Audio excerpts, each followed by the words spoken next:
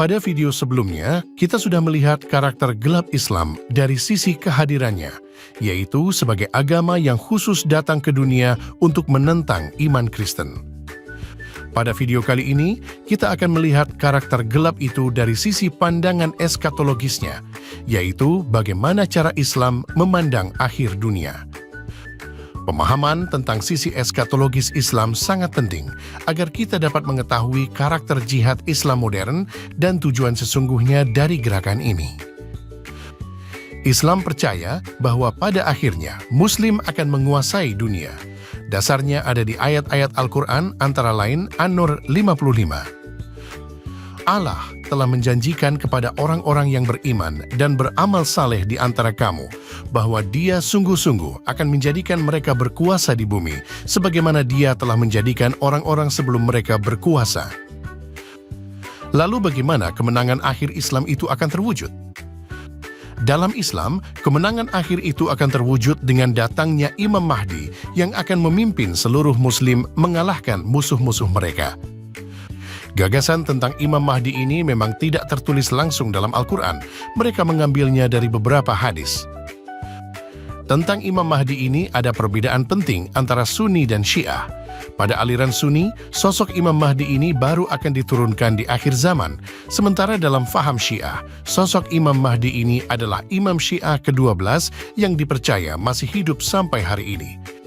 Ia tidak terlihat karena disembunyikan Allah secara gaib untuk muncul kembali di akhir zaman. Tapi gagasan dasar dari kedua aliran tetap sama. Imam Mahdi akan memimpin Muslim menguasai dunia di akhir zaman. Jadi sejak awal, Islam dengan semangat jihadnya punya cita-cita untuk menguasai dunia. Dan Imam Mahdi akan datang untuk menggenapi seluruh rencana itu. Cita-cita jihad Islam itu sempat mendapatkan pukulan telak pada tahun 1924 dengan dibubarkannya kekhalifahan Ottoman Turki. Meski demikian, cita-cita tersebut tidak pernah padam. Bagaikan binatang yang terluka, kaum Islamis mengerahkan segala kekuatan yang tersisa untuk mewujudkan cita-cita jihad global. Mereka terus melancarkan invasi jihad dengan berbagai cara, sambil mengharapkan kedatangan Imam Mahdi yang akan menyempurnakan perjuangan mereka. Jadi pengharapan akan kedatangan Imam Mahdi ini adalah elemen yang sangat penting dari gerakan jihad Islam. Semangat eskatologis Islam untuk menguasai dunia inilah yang gagal dilihat banyak orang, sehingga mereka mengira perjuangan kaum Muslim hanyalah reaksi yang wajar atas penindasan yang mereka terima. Ini salah besar. Tertindas atau tidak, kaum Islamis akan tetap melancarkan perjuangan jihad global demi mewujudkan cita-cita eskatologis mereka. Dari gagasan eskatologis Islam ini, kita akan memahami dua fenomena sejarah yang terjadi saat ini dan berpengaruh secara global. 1. Semangat Islam dalam memusuhi Yahudi. Kebencian Islam terhadap Yahudi yang begitu kental ini tidak muncul begitu saja. Semangat tersebut menjadi bagian dari karakter eskatologis Islam seperti yang tertulis dalam hadis ini. Tidak akan terjadi hari kiamat hingga kaum muslimin memerangi Yahudi, lalu Yahudi bersembunyi di balik batu dan pohon. Maka batu dan pohon berkata, "Wahai Muslim, wahai hamba Allah, ini ada Yahudi di belakangku, kembalilah, bunuhlah dia." Hadis riwayat Bukhari dan Muslim. Jadi hari kiamat baru akan terjadi setelah kaum Muslim memerangi Yahudi dan menghabisi mereka. Lihatlah betapa jahatnya pengharapan eskatologis mereka. Dari sini kita faham mengapa Islam begitu terobsesi untuk memusuhi Yahudi, anti-Zionis, dan berusaha keras untuk memusnahkan mereka. Misalnya saja seperti yang terungkap dari slogan berbau genosida, "From the river to the sea, Palestine will be free," yang menjadi seruan global. Itu semua adalah bagian dari gagasan eskatologis Islam. Ya, Islam dalam gagasan eskatologisnya memang bersifat genosidal. Inilah agama yang paling munafik. Agama yang sendirinya merencanakan genosida, tetapi justru menuduh orang lain melakukan genosida. Maling teriak maling. 2. Kebangkitan Islam setelah keberhasilan revolusi Islam Iran.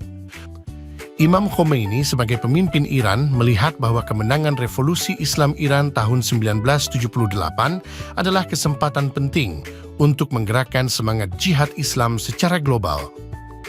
Itu sebabnya ia dengan sengaja dan sistematis menyebarkan semangat revolusi Islam ini ke seluruh dunia dengan maksud untuk mempersiapkan perang global agar Imam Mahdi segera muncul memimpin umat Islam. Bangkitnya Islam di berbagai negara, termasuk di negara kita, tidak lepas dari pengaruh semangat revolusi Islam ini.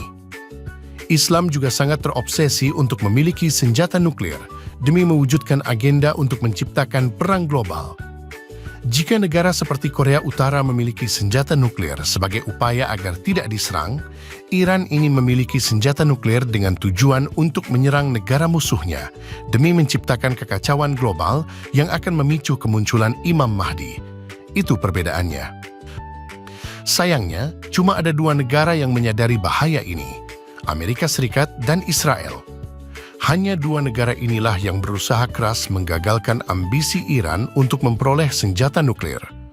Tapi sayangnya, upaya mereka ditentang nyaris oleh seluruh dunia, bahkan juga oleh Gereja Katolik melalui sikap dan pernyataan Paus Leo ke-14. Apa yang dapat kita simpulkan dari sini? Islam memiliki pandangan eskatologis yang sangat berbahaya bagi peradaban manusia. Secara sengaja, Islam merancang dan menciptakan kondisi yang berujung kekacauan atau kehancuran global. Itu dilakukan demi menggenapi pengharapan mereka akan kedatangan Imam Mahdi yang akan memimpin mereka berkuasa di seluruh dunia. Jadi, berdasarkan pandangan eskatologisnya, Islam adalah agama yang secara sadar merencanakan dan mengupayakan kehancuran peradaban dunia demi ambisi eskatologisnya untuk berkuasa di akhir zaman. Singkatnya, Islam dengan semangat jihadnya adalah musuh bagi peradaban manusia. Dengan fakta ini, maka wajah gelap dari Islam kini terungkap seluruhnya. Islam adalah agama yang datang untuk menjadi antitesis dari kekristenan dan sekaligus untuk menghancurkan peradaban. Untuk orang-orang Kristen yang saat ini ikut-ikutan bersikap anti-Zionis, anti-Israel, pro-Palestina, dan membela rezim Islam Iran harus berpikir dua kali untuk terus melanjutkan sikap itu. Bisa jadi tanpa sadar mereka telah ikut berpartisipasi dalam agenda jihad Islam untuk menghancurkan peradaban dunia.